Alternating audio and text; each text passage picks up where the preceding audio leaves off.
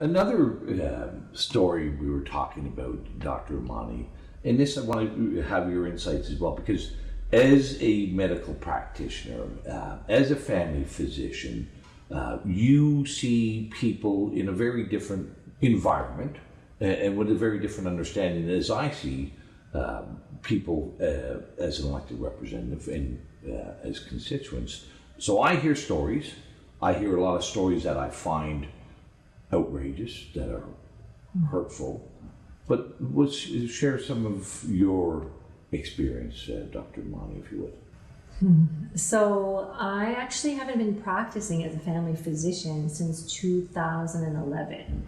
So that's when I was asked to create and deliver a wellness program for the members of the Ottawa Police Service. Right. So my practice and all my work had been exclusively limited to the members of the Ottawa Police Service until really the past year. Right. Okay, so I'm not seeing anybody in the capacity Right. of a family physician, but I'm seeing them in the capacity of a physician, educating and teaching them either individually or through our program, whichever they prefer, on the role of themselves to prevent disease and promote their health just through lifestyle change. Right. Most recently, very recently actually, we've had a lot of people coming to us to get help, period, because they can't get in with their family doctors. Well, and this is I particularly think for mental illness, for mental health issues. Yeah. We've had a lot of calls for that. But a lot. I don't know how we ever accepted this, how we ever allowed it to happen. Yeah. But I have not been able to see my family physician since March 17th. My wife has not been able to see her family physician since March 17th. Yeah. And neither has anybody else. Yeah. And I've been speaking to people, and telephone consults are the only thing you're getting. Right. But I'll share this story. One of the ones that got me right at the very beginning, Dr. Amani, was I had this woman call me up in March. Her 58-year-old husband needed a live liver transplant. Mm-hmm. And she was told, because that procedure requires 2 ventilators, and ventilators were for the exclusive use of COVID patients, they could not do a live liver transplant until COVID was over. She was just devastated, Oh, I hadn't heard that one. Yeah. Well, that was, that's when this is wrong. Yeah. This is, so. I mean, a sick person in need of treatment is a sick person in need of treatment. Yeah. Right? So we don't look at whether that's a sick person who has a mental illness, or a sick person with addictions at risk, or a sick person with cancer, or a sick person with a viral illness, COVID. A sick person is a sick person in need of treatment. Yeah. And what's been really just inexplicable and really frightening is that we're allowing all these people who are sick right now with cancer, with heart disease, with stroke, with symptoms of an undiagnosed disease like cancer, which I want to share with you the story that I told you about, with addictions, which we know right now the overdose deaths have gone through the roof across Canada. We know the suicides have gone up. We know the mental illness that is not being treated. So we can't forget about everybody else right now and just focus on a virus that has a 99.9 survivability rate. The fact that people can't see their family doctors, and we've been seeing them call us right now, because I'm seeing still patients in person, but a lot of the clinics aren't still seeing patients in person. And so this one case was recently, I just finished quarantine, as you know, because of travel. So I had gone outside of Canada, I came back and I had to be in mandatory 2-week quarantine, but I was still doing my visits through the telephone call. And so this was a person in the public who called her office and wanted to see me see me virtually through the phone, to discuss symptoms she's been having for almost a year, with not being able to have regular bowel movements. So she's going once a week. And her main thing was that she had gained almost 12 pounds in the past 3-4 months. And she had been in contact with her family doctor several times, most recently a week before she called she had my appointments last week, or a week or two ago. And they had been reassured over the phone that she was okay, she just needed to be on fiber, and she was going to be fine, with symptoms of major change in her bowel movements, weight gain, bloating, gas, nausea, not feeling well. Okay, so if you have a patient like that, the right thing to do, and you're not a medical doctor, but I'd go see somebody if I had those things. Exactly. So you know that you need to be assessed, you need to be examined, you're bloating, you've gained weight, you're having nausea, you're not having a bowel movement once a week. She needs to have over the counter. She said, I'm taking fruit and fiber more than I could bear, right? And nothing's changing. But she knew, which was great, because most people don't listen to that intuitive voice that knows. She knew that she needed, that what advice she was getting was not the right advice. It took me almost several hours that morning, myself and my admin team, to try to find somewhere that we could send her for a gastrointestinal consult for a colonoscopy to rule out a bowel cancer that could be causing this, amongst a couple of other things. And so when I realized that who knows when we would get to when she would get to see somebody, I asked her to go to the Emerge, because and she's had this for a year, and it's gone for the last 8 months. It's gone last for the 6 months. So it's so bad that it's affecting her daily living. Okay, it's affecting every aspect of her life. So it wasn't, So in these situations, and I've had to do it before, although it's not an emergency, but when you're in a situation like this where we don't know when she's going to get assessed, and this could linger on for another, and everything's backlogged, we know surgeries and all that, cancer, we know they're backlogged. I didn't want, this is a patient I'm dealing with, I will do the best for my patient. So I said to her to go to the emergency. So she had gone to the emergency, and she called me back the next day. She said, I went, but it was so packed, it was so busy. I was really scared of COVID, getting COVID, so I came home. Okay. So now So she still hasn't seen. She hasn't still been seen. So there's no process to get. I spoke about, so we've had conversations now, just, making, because she doesn't have anywhere else to go, so I'm having conversations with her the past week.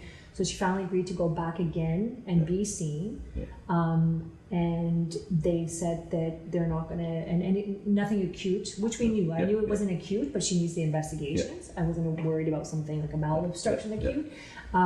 But, again, on an outpatient. So now we're waiting. And the list for the outwaiting, we've been told, we've contacted numerous places, that it's going to be at least the next several weeks to a month. So we still don't have an appointment for her. And this is happening across the board for people. But again, that's just one situation. One individual. I can tell you and many. How many other thousands of people, and tens of thousands of people, are going undiagnosed, not getting medical attention because they could be too fearful, because they can't see their family doctor. Or they can't use technology. So if you think about it, elderly, hearing impaired, who don't have the technology, who are not comfortable, who can't hear, who need support, who, there's so many factors that we can't just say everyone can now switch medical treatment from in person that used to be 100%. And now we're seeing more like 70% going virtual. We can't expect everybody to be able to adapt to that. No. Right? And if you have a language barrier, if you have a hearing impairment, if you have a speech impairment, if you have severe anxiety, we need to be able to accommodate these people. If Pretty hard to use a tongue depressor over the phone as well, wouldn't it be? If you have a mental illness, if you have addictions, phone visit or virtual, video visit is very different than an in-person visit. We know that people aren't going to get assessed for their screening. We know they're not going with symptoms of chest pain, stroke, anything serious because they're afraid. Yeah. So depending on your fear factor, we've put so much fear into people. Again, for a virus that has 99.9% survivability rate, we've put so much fear that people are avoiding regular care for their symptoms because they're scared of this virus. Yeah. Another extraordinary situation where the messaging from public health is ending up having people avoiding healthcare. Yes. And we know, like, one of the greatest social determinants of health is access, ready and available access to healthcare, and we're not providing it. No, and that's in Canada. Yeah. I'm not sure how. I would think it would probably be similar in the UK. They have a similar health system as we have here.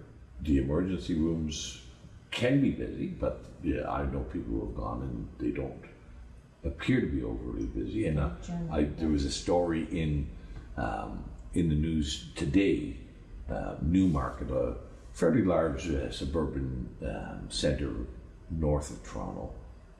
Their hospital announced 94 nurses were being laid off today. Yeah, generally, the hospitals have been very empty. So when this woman went back, when I asked her and she came back, she was sent home. She said she was in and out of there, had her X-ray of the abdomen, and out within an hour. Right. So generally, they have. You're absolutely right. Generally, the trend has been that the hospitals have been quite empty. Yeah. Well, one of the other things that has been striking to me during all this, Dr. Mani, has been society's change, our change as a society in accepting this. That just accepting that, well, people aren't going to get organ transplants, people aren't going to get cancer screenings, people aren't going to get cardiac surgeries, people aren't going to get access to a family physician. And this is powerfully striking to me, because as an elected provincial member, stillbirths, the rate of stillbirths has gone up. Oh, is that Did right? You know that? Yeah, I just from what gynecologists that have been pretty active on Twitter because there's lots going, and just to educate people. Right. And a lot of physicians that are talking about what they're seeing, the rates of stillbirths have gone up because women aren't getting the prenatal care. Right.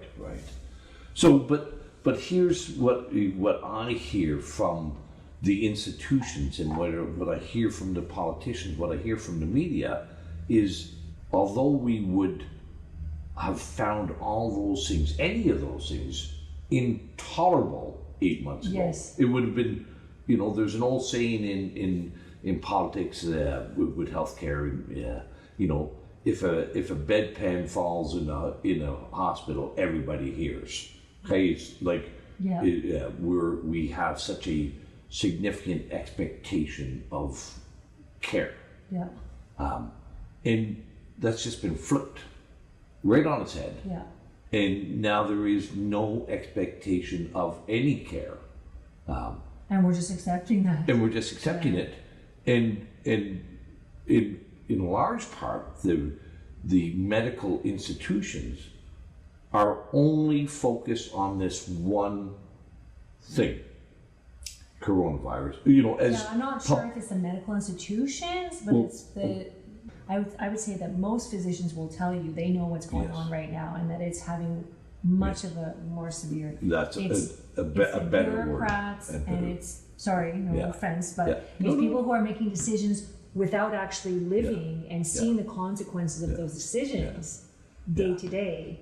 Yeah. That it would be prudent, I think. Yeah. And that's why I reached out to you initially, is to have that conversation, to say, yes, we want to save lives, but all causes of illness and death are important. Yeah. We can't forget about all the causes that are occurring and focus on a virus that has, mortality rates, let's flip it around, of 0.1% or less. 0.13. And that's it. And even in the elderly, even if you get COVID at 80 or above, 80 years old or above, the general expected rate of recovery Yeah. you know, and not dying is 85%, Yeah. is over 80%. So why are we doing what we're doing with this impact that we're seeing every day that it's having? Yeah. But also part of that is just the general acceptance by the population.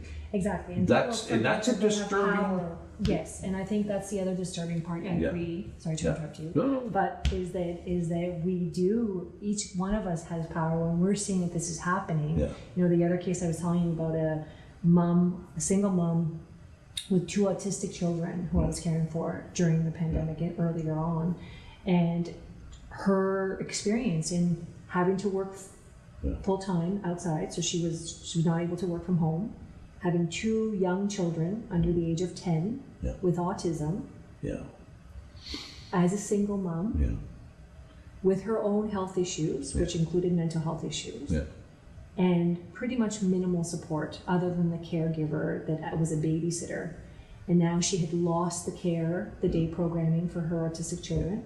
She was required to be a full-time worker outside the home, full-time mom, Yeah. looking after their education, looking after their individual needs, which were very, very different. The 2 children had very separate needs, not having any care, and the kids being in a program, and the impact on this family that this was having, which was significant. Yeah. And she had nowhere to go. She didn't have time to go see a psychologist, No. right? No. Obviously. Yeah. So, and how do you support this? This is a real family. How do you support this family? Well, I've heard that from quite a number of people as well, with adult children or young children who are either intellectually disabled or developmentally or disabled or on the autism spectrum. A number, and here's another thing: all those support systems, all of them, the day programs, and people won't appreciate this. But throughout Ontario, we have thousands of these various community support programs to help people That and have help all of a families. sudden, right, pretty much virtually stopped. They've all stopped. Yeah. And I heard, today.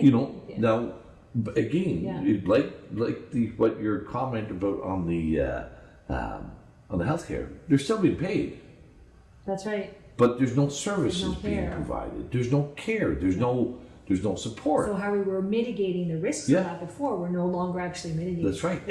Yeah. And we've placed significant new burdens on that single mom.